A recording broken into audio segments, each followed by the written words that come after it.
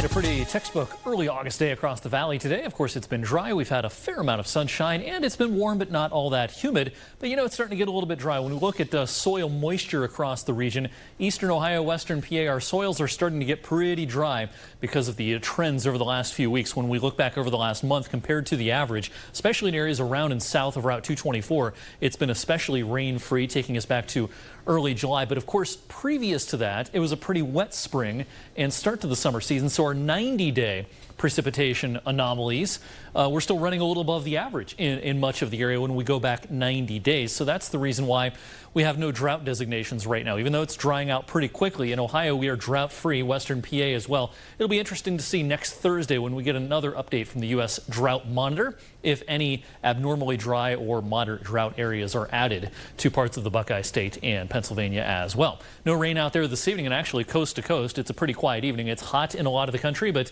aside from a severe thunderstorm watch in eastern Montana, there's not a lot going on coast to coast this evening. It is warm, but it's not that humid. You know, we're still in the heart of summer, so dew points of around 59 or 60, that's not bad at all. Most of us don't really notice the humidity, it getting pretty muggy until those dew points are in the middle and upper 60s. So it's a fine summer evening out there on our Briarfield Healthcare Center's weather camera here in Niles, where temperatures are also ranging from 80 to 85 right now across Trumbull County, and we'll retreat to 61 overnight tonight as it turns clear. Moonlit, we've got a full moon coming up Friday night, but it's about 90% or so illuminated up there for tonight. We're going to do this again on Friday. It's pretty much a repeat performance. It'll be just a little bit warmer in the afternoon, but still not all that humid for this time of the year. So all systems go for anything you want to do outdoors for tomorrow. 85 tomorrow afternoon.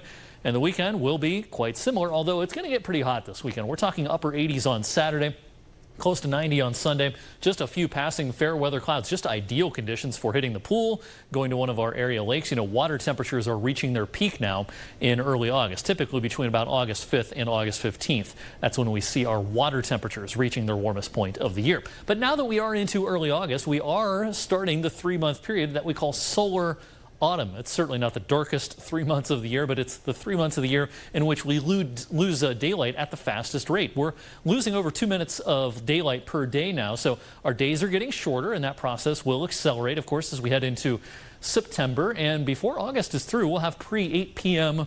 sunsets. But otherwise, things are looking really nice for the next few days, especially if you like it on the warm side. 85 on Friday, 88 on Saturday, and then a bona fide heat wave. A heat wave, of course, defined by 3 or more consecutive 90-degree days. That's in our forecast for Sunday, Monday, into Tuesday as well. And although we may not hit 90 beyond that, I think we'll still be well up into the 80s for next week. There's plenty of hot weather still to come in the middle of August. There really is, yeah, and there usually typically is this time of the year. We call them the dog days of August for a reason. Yes, we do. Thanks, Eric.